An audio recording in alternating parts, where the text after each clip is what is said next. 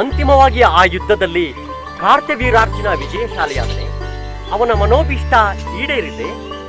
ಇಲ್ಲ, ಈ ಯುದ್ಧದಲ್ಲೂ ಕೂಡ ಜಮದಗ್ನಿ ಮಹರ್ಷಿಯ ಮೇಲೆ ವಿಜಯ ಸಾಧಿಸುವುದು ಕಾರ್ತವೀರ್ಯಾರ್ಜುನನಿಗೆ ಸಾಧ್ಯವಾಗಲಿಲ್ಲ. ಅವನು ಮೂರ್ಛಿತನಾಗಿ ಬಿದ್ದಿರುವಾಗ ಜಮದಗ್ನಿ ಮಹರ್ಷಿಗಳು ಕರುಣೆಯಿಂದ ಅವನನ್ನು ಆಶ್ರಮಕ್ಕೊಯ್ದು ಎಚ್ಚರಗೊಳಿಸಿ ಬುದ್ಧಿಮಾತು ಹೇಳಿದರು.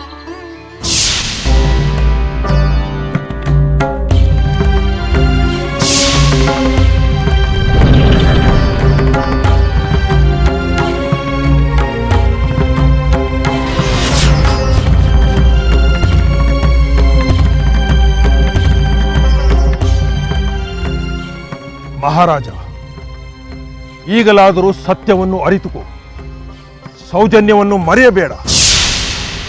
ಯುದ್ಧ ನಿಲ್ಲಿಸಿ ಹಿಂದಿರುಗಿ ಹೋಗು.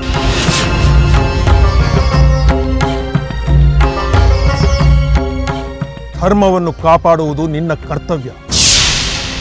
ಧರ್ಮ ಉಳಿದರೆ ಮಾತ್ರ ಸಕಲ ಸಂಪತ್ತು ಸ್ಥಿರವಾಗಿ ನಿಲ್ಲುತ್ತದೆ.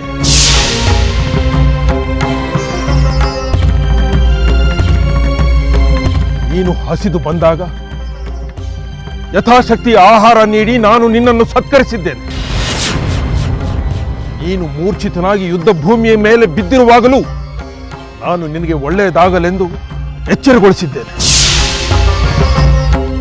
ಈಗಲಾದರೂ ಸತ್ಯವನ್ನು ಅರಿತುಕೊಂಡು ಅಶ್ರೇಯಸ್ಸಿನ ಕೆಲಸವನ್ನು ಮಾಡದೆ ಹಿಂದಿರುಗು.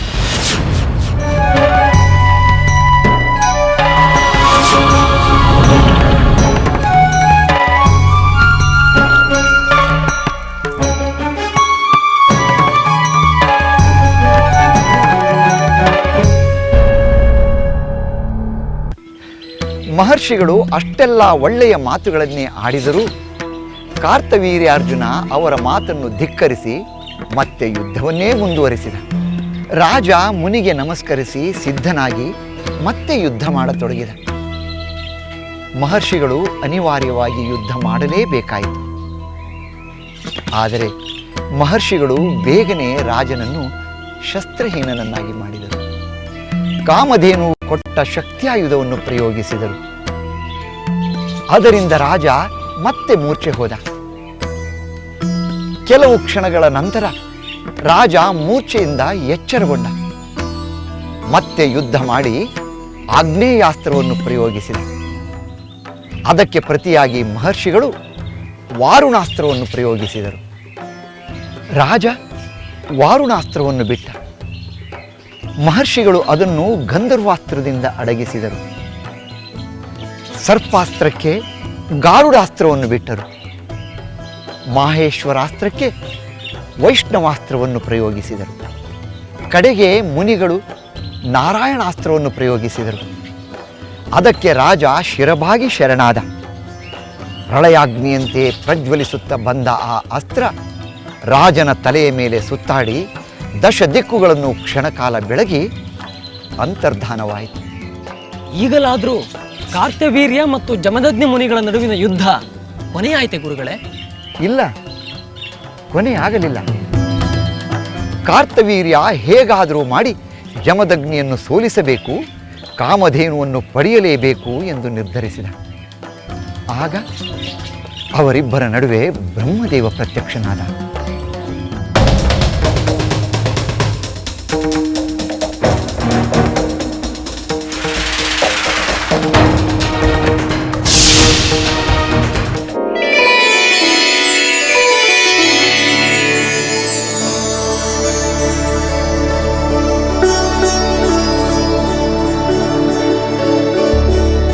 ಬ್ರಹ್ಮದೇವ,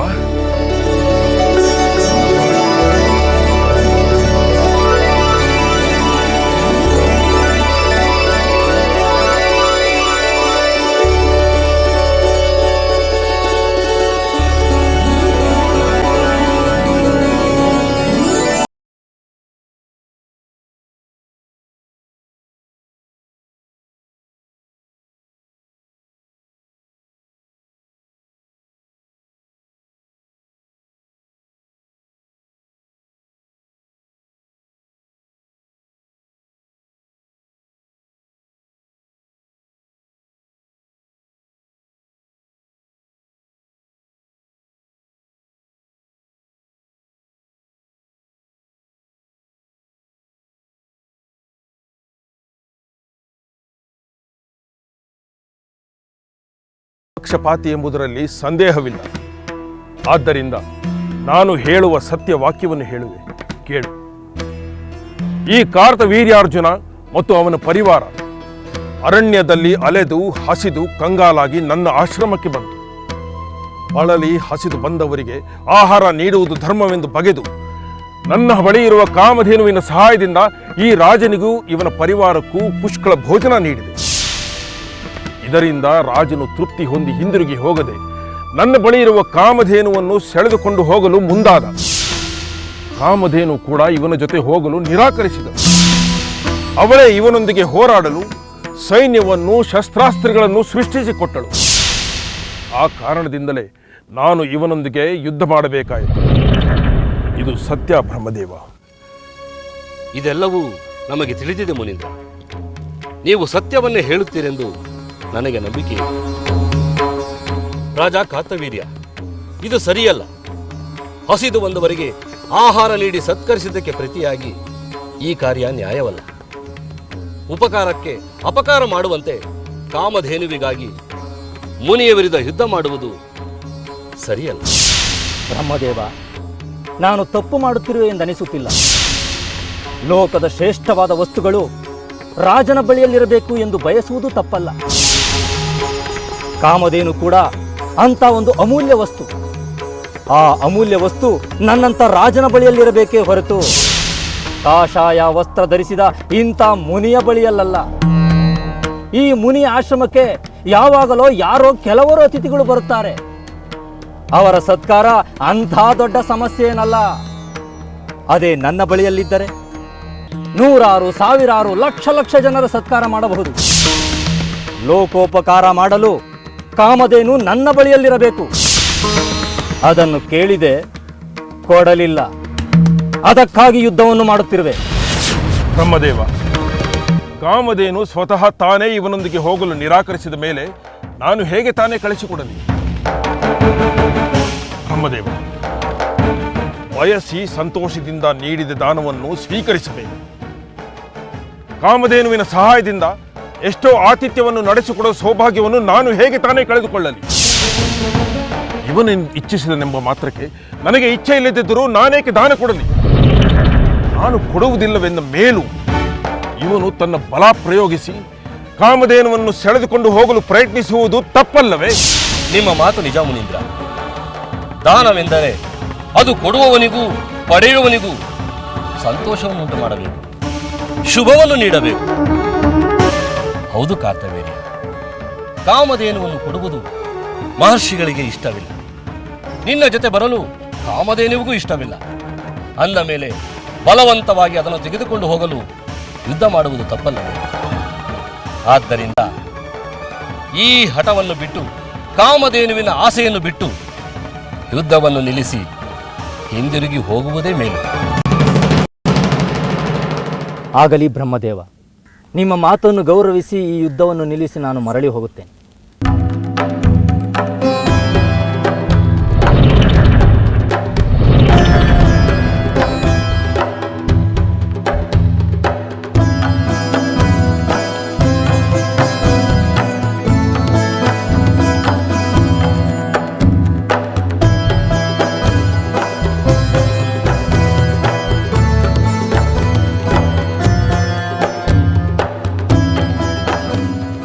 ಮುನೀಂದ್ರ, ಕಾರ್ತವೀರ್ಯ ಕಡೆಗೂ ಕಾಮಧೇನುವಿನ ಮೇಲಿನ ಅಪೇಕ್ಷೆಯನ್ನು ಬಿಟ್ಟು ಹಿಂದಿರುಗಿ ಹೋಗುತ್ತಿದ್ದಾನೆ.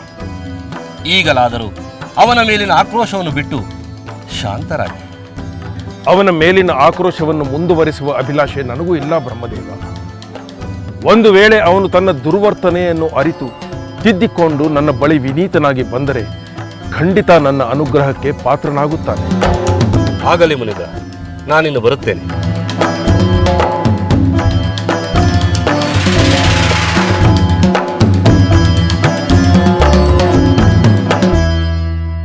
ಗುರುಗಳೇ, ಅಂತೂ ಸೃಷ್ಟಿಕರ್ತ ಬ್ರಹ್ಮದೇವನ ಬುದ್ಧಿ ಮಾತುಗಳನ್ನು ಕೇಳಿ ಕಾರ್ತವೀರ್ಯಾರ್ಜುನ ಕಾಮಧೇನುವಿನ ಆಸೆಯನ್ನು ಬಿಟ್ಟು ಹೊರಟು ಹೋದನಲ್ಲವೇ? ಹೌದು ಶಿಷ್ಯರೇ, ಅವನು ಆ ಕ್ಷಣದಲ್ಲಿ ಬ್ರಹ್ಮದೇವನ ಮಾತನ್ನು ಕೇಳಿ ಹೊರಟು ಹೋದ. ಆದರೆ ಸತ್ಯ ಸಂಗತಿ ಅದಲ್ಲ. ಅವನಲ್ಲಿ ಕಾಮಧೇನುವನ್ನು ಪಡೆಯುವ ಬಯಕೆ ಹೋಗಲೇ ಇಲ್ಲ. ಅಲ್ಲ ಗುರುಗಳೇ, ಇಷ್ಟೆಲ್ಲ ಆದ ಮೇಲೂ ಜಮದಗ್ನಿಗಳಿಂದ ಸೋತರು ಕಾರ್ತ್ಯವೀರ್ಯನಿಗೆ ಬುದ್ಧಿ ಬರಲಿಲ್ಲವೇ? ಕಾಮಧೇನುವನ್ನು ಪಡೆಯುವ ಆಸೆಯನ್ನ ಬಿಡಲಿಲ್ಲವೇ? ಕೆಲವು ಆಸೆಗಳೇ ಹೀಗೆ. ಅದು ಒಮ್ಮೆ ಮನಸ್ಸಿನಲ್ಲಿ ಹೊಕ್ಕರೆ ಅದು ಈಡೇರುವವರೆಗೂ ಅದರಿಂದ ಪಾರಾಗಲು ಸಾಧ್ಯವಾಗುವುದೇ ಇಲ್ಲ. ಕಾರ್ತವೀರ್ಯನಿಗೆ ಕಾಮಧೇನುವಿನ ಆಸೆಯೂ ಇತ್ತು. ಅದಕ್ಕಿಂತ ಮುಖ್ಯವಾಗಿ ತಾನು ಮಹಾರಾಜನಾದರೂ ಮಹಾಪರಾಕ್ರಮಿಯಾದರೂ ಜಮದಗ್ನಿ ಎಂಬ ಮುನಿಯ ಎದುರು ಸೋತೆನಲ್ಲ ಎಂಬ ಆಕ್ರೋಶ ಅವನ ನಿದ್ರೆಗೆಡಿಸಿತ್ತು. ಹೌದು ಗುರುದೇವ, ಆಸೆ ಮತ್ತು ಆಕ್ರೋಶ ಎರಡೂ ಸೇರಿದರೆ ಮನುಷ್ಯನ ಬುದ್ಧಿ ಖಂಡಿತವಾಗಿಯೂ ನಿಯಂತ್ರಣದಲ್ಲಿರುವುದಿಲ್ಲ. ಹೌದು, ಬೆಂಕಿ ಬಿರುಗಾಳಿ ಒಟ್ಟಿಗೆ ಸೇರಿದಂತೆ ಆಸೆ ಆಕ್ರೋಶಗಳು ಒಟ್ಟಿಗೆ ಸೇರಿದರೆ ಅದು ಪ್ರತೀಕಾರದ ಮಹಾಜ್ವಾಲೆಯಾಗುತ್ತದೆ. ವಿವೇಕ ಜಾರಿ ಹೋಗುತ್ತದೆ. ಧರ್ಮಗಳ ವಿವೇಚನೆ ಇಲ್ಲವಾಗುತ್ತದೆ. ಅದರ ಪರಿಣಾಮವಾಗಿ ನಡೆಯಬಾರದ ಅನಾಹುತ ನಡೆಯಲು ಕಾರಣವಾಗುತ್ತದೆ. ಅಂದರೆ ಕಾರ್ತವೀರ್ಯ ಜಮದಗ್ನಿಗಳೊಂದಿಗೆ ಮತ್ತೆ ಹೋರಾಡಲು ಬಂದನೆ? ಹೌದು, ಈ ಸಲ ಅತ್ಯಂತ ಬಲಿಷ್ಠವಾದ ಶಕ್ತಿಯಾಯುಧ ಮೊದಲಾದ ದಿವ್ಯಾಸ್ತ್ರಗಳು ಮತ್ತು ಅಪಾರ ಸೈನ್ಯದೊಡನೆ ಬಂದು ಯುದ್ಧಕ್ಕೆ ಆಹ್ವಾನ ನೀಡಿದ. ಜಮದಗ್ನಿ ಮಹರ್ಷಿಗಳು ಯುದ್ಧ ಮಾಡಲೇಬೇಕಾಯಿತಲ್ಲವೇ? ಹೌದು, ಅವರಿಗೆ ಅನ್ಯ ಮಾರ್ಗವೇ ಇರಲಿಲ್ಲ. ಮಹರ್ಷಿಗಳು ಅವನ ಸೈನ್ಯವನ್ನೆಲ್ಲ ನಾಶ ಮಾಡಿದ ನಂತರ ಕಾರ್ತವೀರ್ಯನು ಮಹಾಸ್ತ್ರಗಳನ್ನು ಮುನಿಗಳ ಮೇಲೆ ಪ್ರಯೋಗಿಸಿದ.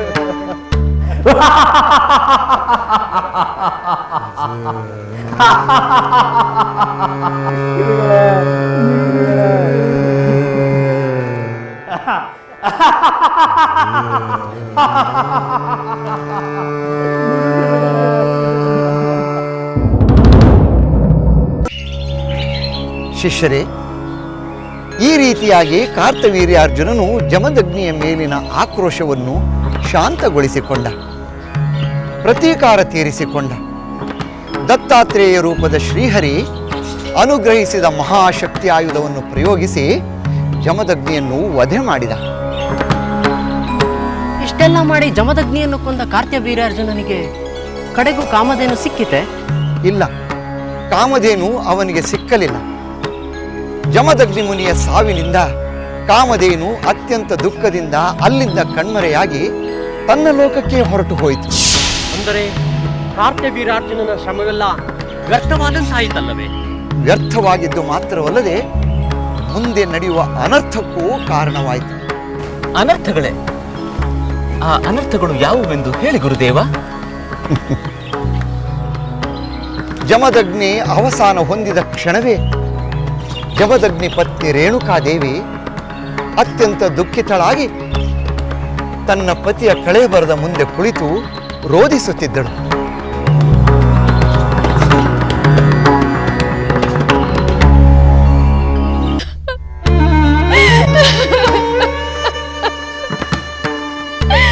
ಸ್ವಾಮಿ, ಸ್ವಾಮಿ,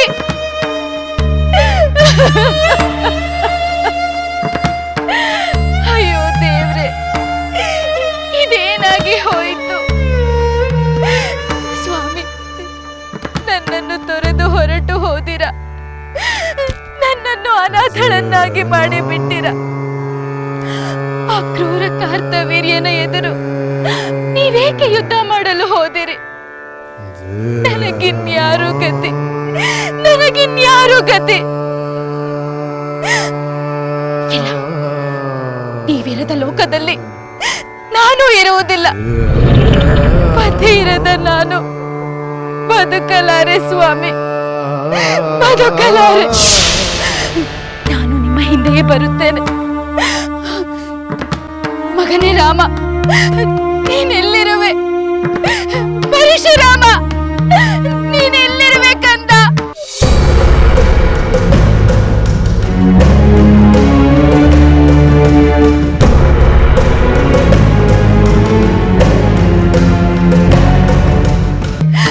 ಪರಶುರಾಮ, ನೀನೆಲ್ಲಿರುವೆ ಕಂದ?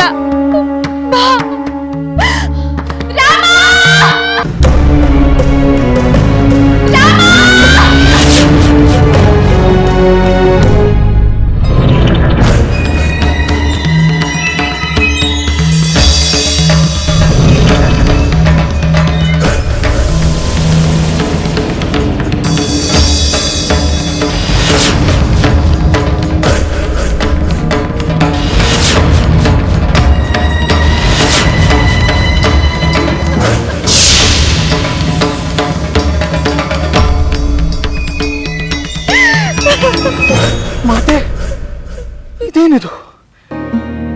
ತಂದೆಗೆ ಈ ಕ್ರೂರವಾದ ಸಾವು ಹೇಗೆ ಬಂತು?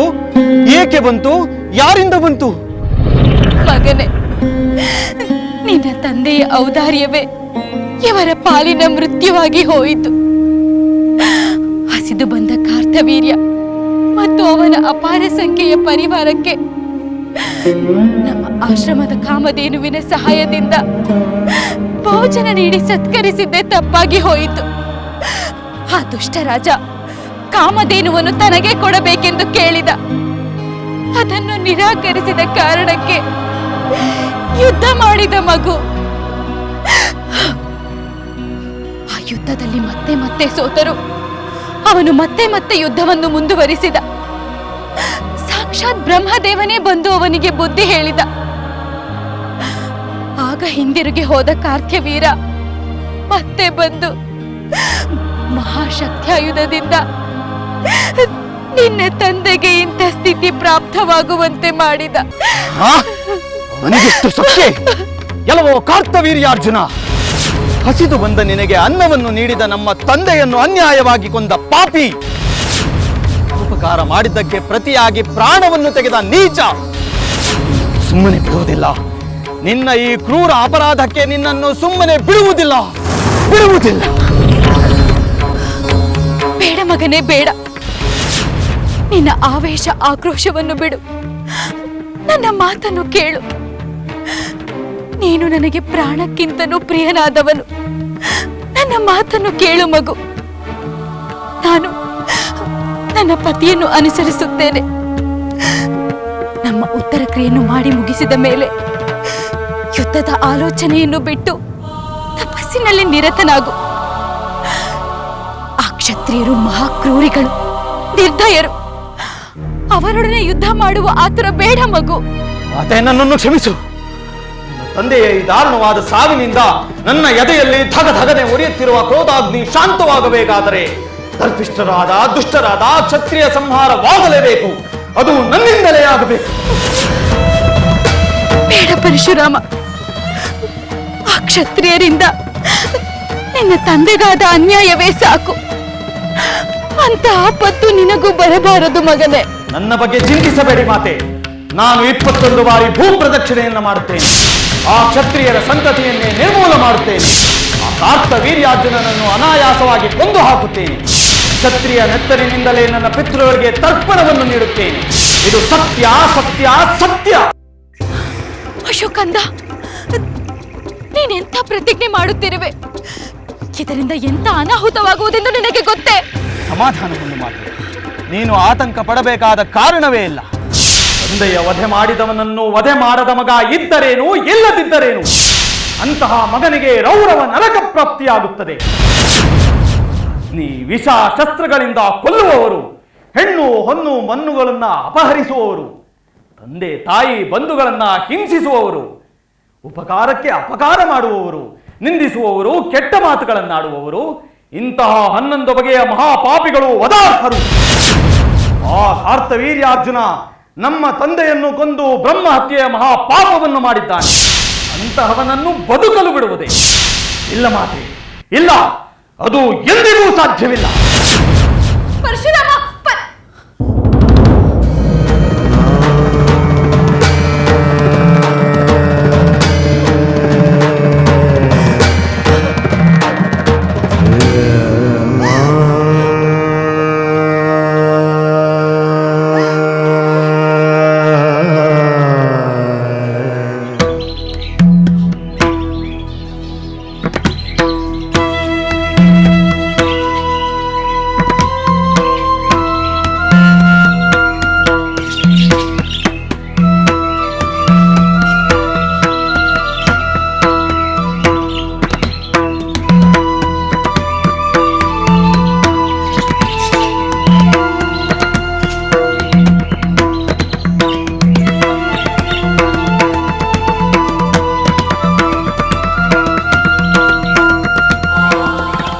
ಶಿಷ್ಯರೇ, ಪರಶುರಾಮ ಅತ್ಯಂತ ದುಃಖದಿಂದ ತನ್ನ ತಂದೆ ತಾಯಿಗಳ ಸಂಸ್ಕಾರವನ್ನು ನೆರವೇರಿಸಿದ. ಈಗ ಅವನಿಗೆ ಉಳಿದದ್ದು ಒಂದೇ ಒಂದು, ತಾನು ಮಾಡಿದ ಪ್ರತಿಜ್ಞೆಯನ್ನು ಈಡೇರಿಸಿಕೊಳ್ಳುವುದು. ತನ್ನ ತಂದೆಯ ಕ್ರೂರ ಸಾವಿಗೆ ಪ್ರತೀಕಾರ ತೀರಿಸಿಕೊಳ್ಳುವುದು. ತನ್ನ ತಂದೆಯ ಸಾವಿಗೆ ಕಾರಣನಾದ ರಾಜ ಕಾರ್ತವೀರ್ಯಾರ್ಜುನನನ್ನು ಸಂಹಾರ ಮಾಡುವುದಲ್ಲವೇ ಗುರುಗಳೇ? ಹೌದು, ಆದರೆ ಅವನಿಗೆ ಈಗ ಕೇವಲ ಕಾರ್ತವೀರ್ಯಾರ್ಜುನನ ಮೇಲೆ ಮಾತ್ರವಲ್ಲ, ಇಡೀ ಕ್ಷತ್ರಿಯರ ಮೇಲೆ ರೋಷದಿಂದ ಕುದಿಯುತ್ತಿದ್ದ. ಅದಕ್ಕಾಗಿ ಇಡೀ ಭೂಮಂಡಲವನ್ನೆಲ್ಲ ಸುತ್ತಿ ಕ್ಷತ್ರಿಯ ಕುಲವನ್ನೇ ನಾಶ ಮಾಡಬೇಕೆಂದು ನಿರ್ಧರಿಸಿದ. ಗುರುದೇವ, ಪರಶುರಾಮ ಜನ್ಮತಃ ಸಾತ್ವಿಕನಾಗಿರಬೇಕಲ್ಲವೇ? ಆದರೂ ಕ್ಷತ್ರಿಯರ ಮೇಲೆ ಸೇಡು ತೀರಿಸಿಕೊಳ್ಳುವ ಈ ಕ್ರೋಧಾವೇಶಿಗಳಿಗೆ ಕಾರಣವೇನು? ನಿನ್ನ ಮಾತಿನಲ್ಲಿ ಸತ್ಯವಿದೆ. ಬ್ರಾಹ್ಮಣರು ದಾನ, ದಯೆ, ತಪಸ್ಸುಗಳಿಂದ ಬ್ರಹ್ಮಜ್ಞರಾಗಿ ಸಾಮಾನ್ಯವಾಗಿ ಸಾತ್ವಿಕ ಪ್ರವೃತ್ತಿಯನ್ನೇ ಹೊಂದಿರುತ್ತಾರೆ. ಆದರೆ ಅವರು ಕೂಡ ಕೋಪ ತಾಪಗಳಿಂದ ಹೊರತಾದವರಲ್ಲ. ಅಗತ್ಯ ಬಿದ್ದಾಗ, ಅಧರ್ಮ ಅನ್ಯಾಯ ಮಿತಿ ಮೀರಿದಾಗ ಅದನ್ನು ಸಹಿಸಿಕೊಳ್ಳಲಾಗದೆ ತಮ್ಮ ತಪಶಕ್ತಿಯಿಂದ ಅದರ ವಿರುದ್ಧ ಹೋರಾಡಲು ಮುಂದಾದ ನಿದರ್ಶನಗಳೂ ಇವೆ. ತಮ್ಮನ್ನು ಕಾಡುವ ದೇವತೆಗಳಾಗಲಿ ಅಸುರರಾಗಲಿ ಅವರಿಗೆ ಭಯಂಕರವಾದ ಶಾಪವನ್ನು ನೀಡಿದ ಉದಾಹರಣೆಗಳೂ ಇವೆ. ಅಷ್ಟೇ ಏಕೆ, ಪರಶುರಾಮನ ತಂದೆ ಜಮದಗ್ನಿ ತಾನೇ ಬ್ರಹ್ಮಜ್ಞನಾದರೂ ಅನ್ಯಾಯ ಮಾಡಿದ ಕಾರ್ತವೀರ್ಯಾರ್ಜುನನ ವಿರುದ್ಧ ಶಸ್ತ್ರಾಸ್ತ್ರಗಳಿಂದ ಯುದ್ಧ ಮಾಡಿದ್ದು ಈಗ ನಿಮಗೆ ತಿಳಿದಿಲ್ಲವೇ? ಹೌದು ಗುರುದೇವ, ತಂದೆ ಹೋರಾಡಿ ಮಾಡಿದ ಅದೇ ಶತ್ರುವಿನ ಎದುರು ಮಗ ಹೋರಾಡಲು ಮುಂದಾಗಿರುವುದು ಸಹಜವೇ ಆಗಿದೆ. ಯಾರೂ ಅದನ್ನು ಅನ್ಯಾಯವೆಂದು ಹೇಳಲಾಗುವುದಿಲ್ಲ. ಅಷ್ಟು ಮಾತ್ರವಲ್ಲ, ನೀವು ಇದರಲ್ಲಿ ಅರ್ಥ ಮಾಡಿಕೊಳ್ಳಬೇಕಾದ ಬೇರೊಂದು ವಿಚಾರವೂ ಇದೆ. ಪರಶುರಾಮ ಕ್ಷತ್ರಿಯರ ವಿರುದ್ಧ ಯುದ್ಧ ಮಾಡುತ್ತಾನೆಂದರೆ ಆ ಕಾಲದ ಎಲ್ಲ ರಾಜರ ವಿರುದ್ಧ ಎಂದು ತಿಳಿಯಬೇಕಾಗಿದೆ. ಆ ಯುದ್ಧ ಅಹಂಕಾರದ ವಿರುದ್ಧ, ದರ್ಪದ ವಿರುದ್ಧ, ಅಧರ್ಮದ ವಿರುದ್ಧ, ಅನ್ಯಾಯದ ವಿರುದ್ಧ ಎಂದು ತಿಳಿಯಬೇಕು. ಗುರುದೇವ, ಪರಶುರಾಮ ಆ ಕಾರ್ತ್ಯವೀರನನ್ನು ಎದುರಿಸಿದಾಗ ಏನು ಸಂಭವಿಸಿತು? ಅವನಿಗೇನಾದರೂ ತನ್ನ ತಪ್ಪಿನ ಅರಿವಾಗಿ ಪಶ್ಚಾತ್ತಾಪ ಪಟ್ಟನು? ಗುರುದೇವ, ಪರಶುರಾಮ ಆ ಕಾರ್ತ್ಯವೀರನನ್ನು ಎದುರಿಸಿದಾಗ ಏನು ಸಂಭವಿಸಿತು? ಅವನಿಗೇನಾದರೂ ತನ್ನ ತಪ್ಪಿನ ಅರಿವಾಗಿ ಪಶ್ಚಾತ್ತಾಪ ಪಟ್ಟನು? ಹಾಗೇನಾದರೂ ಆಗಿದ್ದರೆ ಅವನು ಪರಶುರಾಮನಿಗೆ ಶರಣಾಗಿ ಅವನ ಕ್ಷಮೆಯನ್ನು ಕೇಳಿದ್ದರೆ ಬಹುಶಃ ಅವನಿಗೆ ನಂತರದ ದುರ್ಗತಿ ಪ್ರಾಪ್ತವಾಗುತ್ತಿರಲಿಲ್ಲ. ಆದರೆ ಅವನು ಆಗಲೂ ಅಹಂಕಾರಿಯಾಗಿದ್ದ. ತನ್ನ ಶಕ್ತಿ ಸಾಮರ್ಥ್ಯದ ಬಗ್ಗೆ ಭ್ರಮೆಯಲ್ಲೇ ಇದ್ದ. ಅಂಥ ಅವನೊಡನೆ ಪರಶುರಾಮ ಏನೆಂದು ವಾದಿಸಿದ ಗೊತ್ತೇ? ಏನು ಗುರುದೇವ?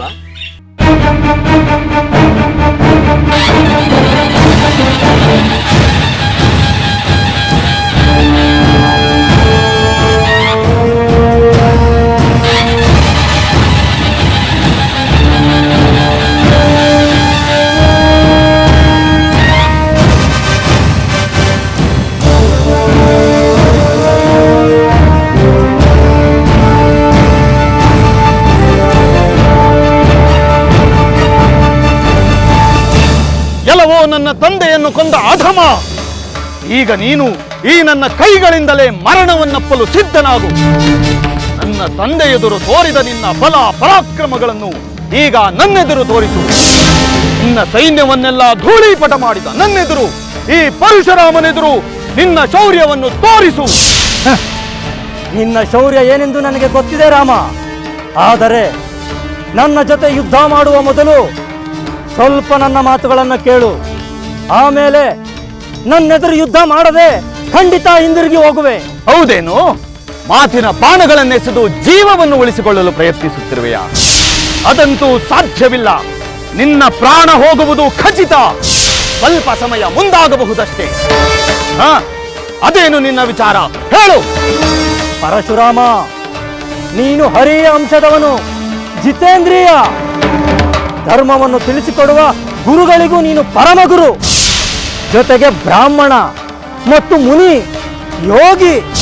ಬ್ರಾಹ್ಮಣನೆಂದರೆ ಸ್ವಧರ್ಮದಲ್ಲಿ ನಿರತನಾಗಿದ್ದು ಕರ್ಮದಿಂದ ಜ್ಞಾನಾರ್ಜನೆ ಮಾಡಿ ಸದಾ ಪರಬ್ರಹ್ಮನನ್ನು ಧ್ಯಾನಿಸುತ್ತಿರಬೇಕು. ನನಗೆ ನೀನು ಧರ್ಮೋಪದೇಶ ಮಾಡುತ್ತಿರುವೆಯಾ? ನೀನು ಈಗ ನಡೆದುಕೊಳ್ಳುತ್ತಿರುವ ವರ್ತನೆಯನ್ನು ಕಂಡು ಅದನ್ನು ಹೇಳಲೇಬೇಕಾಗಿದೆ. ಮುನಿ ಎಂದರೆ ಸದಾ ಮೌನದಲ್ಲಿ ತತ್ವಮನನ ಮಾಡುತ್ತಾ ಸಂದರ್ಭ ಬಂದಾಗ ಮಿತವಾಗಿ ಮಾತನಾಡಬೇಕು. ಯೋಗಿಯಾದವನು ಮಣ್ಣು ಬಂಗಾರಗಳಲ್ಲಿ, ಮನೆ ಕಾಡುಗಳಲ್ಲಿ, ಕೆಸರು ಶ್ರೀಗಂಧಗಳಲ್ಲಿ ಸಮಾನ ಭಾವನೆ ಹೊಂದಿರಬೇಕು. ಬ್ರಾಹ್ಮಣನಿಗೆ ತಪಸ್ಸೇ ಕಾಮಧೇನು, ಅವನು ಸದಾ ಅದರಲ್ಲೇ ಮಗ್ನನಾಗಿರಬೇಕು. ನನಗೆ ಇಷ್ಟೆಲ್ಲ ಹೇಳುತ್ತಿರುವ ನೀನು ಹೇಗಿರಬೇಕೆಂದು ನಿನಗೆ ಗೊತ್ತಿದೆಯಾ? ಗೊತ್ತಿದೆ ಪರಶುರಾಮ. ಕ್ಷತ್ರಿಯರು ನಿಮ್ಮಂತಲ್ಲ, ಅವರಿಗೆ ಅಧಿಕಾರದ ಆಸೆ ಇರುತ್ತದೆ, ಇರಬೇಕು. ಅವರು ತಪಸ್ಸನ್ನು ಬಯಸುವುದು ಯೋಗ್ಯವಲ್ಲ. ಅದರಂತೆ ಬ್ರಾಹ್ಮಣರು ಕಲಹದಲ್ಲಿ ಆಸಕ್ತಿ ವಹಿಸುವುದು ಯೋಗ್ಯವಲ್ಲ. ರಾಜ ಸಗುಣಗಳಿಂದ ರಾಜನೆನಿಸಿಕೊಳ್ಳುತ್ತಾನೆ, ಅದು ಅವನಿಗೆ ಸಹಜ. ಅದರಂತೆ ರಾಜನಾದ ನಾನು ಕಾಮಧೇನುವನ್ನು ಆಸೆಪಟ್ಟು ಕೇಳಿದೆ, ಅದರಲ್ಲಿ ನನ್ನ ತಪ್ಪೇನಿದೆ? ಹಸಿದು ಬಂದ ನಿನಗೂ ನಿನ್ನ ಪರಿವಾರಕ್ಕೂ ನನ್ನ ತಂದೆಯ ಕಾಮಧೇನುವಿನಿಂದಲೇ ಸತ್ಕಾರ ಮಾಡಿದರಲ್ಲವೇ? ಹೌದು, ಅದು ನಿಜ. ಕಾಮಧೇನು ನಿಮ್ಮಂತವರ ಬಳಿ ಇರುವುದುಂಟೆ, ಅದು ನೀಡುವ ಭೋಗ ವಸ್ತುಗಳ ಮೇಲೆ ಆಸೆ ಪಡುವುದುಂಟೆ. ಕಾಮಧೇನುವನ್ನು ಸೆಳೆದೊಯ್ಯಲು ಸಿದ್ಧನಾದ ನನ್ನ ಮೇಲೆ ಬ್ರಹ್ಮಜ್ಞರಾದವರು ಯುದ್ಧ ಮಾಡುವುದುಂಟೆ. ನಿನ್ನ ಮೂಗಿನ ನೇರದ ತರ್ಕದಿಂದ ನೀನು ಮಾಡಿದ್ದೇ ಸರಿ ಎಂದು ನಂಬಿಸುವ ಪ್ರಯತ್ನ ಬೇಡ ರಾಜ. ನಿನಗೆ ಬೇಕೆನಿಸಿದ್ದನ್ನು ಬೇಕಾದಾಗ ಕೊಂಡೊಯ್ಯಲು ಯಾರು ನಿನಗೆ ಅನುಮತಿಯನ್ನು ಕೊಟ್ಟವರು? ಹಾಗೆಂದು ನಿನ್ನ ತಂದೆ ನನ್ನ ಕಡೆ ಅಸಂಖ್ಯಾತ ಸೈನ್ಯವನ್ನು ಕೊಲ್ಲಲು ಸಿದ್ಧನಾದಾಗ ನಾನು ಸುಮ್ಮನಿರಬೇಕಾಗಿತ್ತೆ? ಕೊಲ್ಲಲು ಬಂದವನು ಯಾರೇ ಆಗಿರಲಿ, ಅವನು ವೇದಾಂಗ ಪಾರಂಗತನೇ ಆಗಿರಲಿ, ಅವನನ್ನು ಕೊಲ್ಲುವುದರಲ್ಲಿ ಯಾವ ದೋಷವೂ ಇಲ್ಲ. ನನ್ನ ಕಡೆಯವರನ್ನೆಲ್ಲ ಕೊಂದ ನಿನ್ನ ತಂದೆಯನ್ನು ಕೊಂದು ನನಗೆ ಬ್ರಹ್ಮಹತ್ಯ ದೋಷವೇನೂ ಬರುವುದಿಲ್ಲ. ಆದರೆ ನಾನು ಮಾತ್ರ ನಿನ್ನನ್ನು ಉಳಿಸುವುದಿಲ್ಲ, ನಿನ್ನನ್ನು ಕೊಂದೇ ಕೊಲ್ಲುತ್ತೇನೆ. ನನ್ನನ್ನು ಕೊಲ್ಲುವುದಷ್ಟೇ ನಿನ್ನ ಉದ್ದೇಶವಾಗಿಲ್ಲ. 21 ಬಾರಿ ಭೂ ಪ್ರದಕ್ಷಿಣೆಯನ್ನು ಮಾಡಿ ಕ್ಷತ್ರಿಯರನ್ನು ಧ್ವಂಸ ಮಾಡುತ್ತೇನೆ ಎಂದು ಪ್ರತಿಜ್ಞೆ ಮಾಡಿದ್ದೀಯೆ. ಅದನ್ನು ಈಡೇರಿಸಿಕೊಳ್ಳಲು ಸಂಕಲ್ಪವನ್ನು ಮಾಡಿದ್ದೀಯೆ. ನಾವು ಕ್ಷತ್ರಿಯರು, ಯುದ್ಧವೇ ನಮಗೆ ಧರ್ಮ. ಯುದ್ಧದಲ್ಲಿ ಸಾಯಲು ಹಿಂಜರಿಯುವುದಿಲ್ಲ. ಆದರೆ ಬ್ರಾಹ್ಮಣರು ಯುದ್ಧ ಮಾಡುವುದು ಲೋಕ ವಿರುದ್ಧ, ವೇದಗಳಿಗೂ ವಿರುದ್ಧ. ತಪಸ್ಸನ್ನೇ ಧನವೆಂದು ಭಾವಿಸುವ ಬ್ರಾಹ್ಮಣರಿಗೆ ಶಾಂತಿ ಅಧ್ಯಯನವೇ ಧರ್ಮ, ಈ ಬಗೆಯ ಯುದ್ಧೋತ್ಸಾಹವಲ್ಲ. ನೀನು ಯಾವ ತರ್ಕವನ್ನು ಮುಂದಿಟ್ಟರೂ ನಿನ್ನ ಜೀವ ಉಳಿಯುವುದಿಲ್ಲ ಕಾರ್ತವೀರ್ಯ. ನಿನ್ನ ಉಪದೇಶವನ್ನು ಕೇಳಿ ಕಲಿಯುವಷ್ಟು ಹೀನ ಸ್ಥಿತಿ ನನಗೆ ಬಂದಿಲ್ಲ. ನಿನ್ನ ತರ್ಕ ಉಪದೇಶಗಳಿಂದ ಯಾವ ಪ್ರಯೋಜನವೂ ಇಲ್ಲ. ತಂದೆಯ ವಧೆ ಮಾಡಿದವನನ್ನು ವಧೆ ಮಾಡುವುದಷ್ಟೇ ಧರ್ಮ, ನ್ಯಾಯ. ಇಲ್ಲವಾದರೆ ಅಂತಹ ಮಗ ನರಕ ಭಾಜನನಾಗುತ್ತಾನೆ. ನನ್ನ ತಂದೆಯನ್ನು ಕೊಂದ ನೀನು ಮಹಾಪಾಪಿ. ಬ್ರಹ್ಮಹತ್ಯೆ ಮಾಡಿದ ನಿನ್ನನ್ನು ಕೊಲ್ಲುವುದೇ ಪರಮಧರ್ಮ.